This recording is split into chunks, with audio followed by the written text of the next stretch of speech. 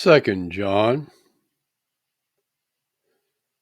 the elder unto the elect lady and her children, whom I love in the truth, and not I only, but also all they that have known the truth, for the truth's sake, which dwelleth in us, and shall be with us forever. Grace be with you, mercy and peace from Yahushua, the Messiah, the Father, and from the Master, Yahushua, the Messiah, the Son of the Father, in truth and in love.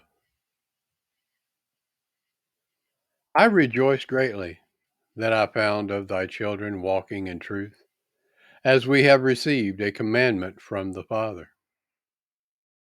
And now I beseech thee, lady, not as though I wrote a new commandment unto thee, but that which we had from the beginning, that we love one another. And this is love, that we walk after his commandments. This is the commandment, that, as ye have heard from the beginning, ye should walk in it. For many deceivers are entered into the world, who confess not that Yahushua the Messiah is come in the flesh.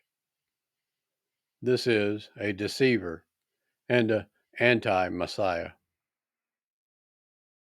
Look to yourselves, that we lose not those things which we have wrought, but that we receive a full reward. Whosoever transgresseth and abideth not in the doctrine of the Messiah hath not Yahushua the Messiah. He that abideth in the doctrine of the Messiah, he hath both the Father and the Son.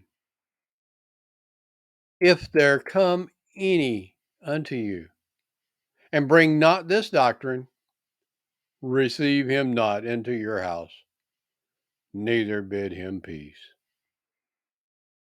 For he that biddeth him peace is partaker of his evil deeds.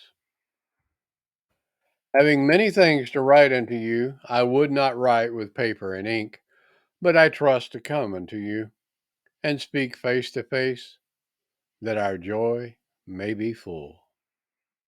The children of thy elect sister greet thee. Amen.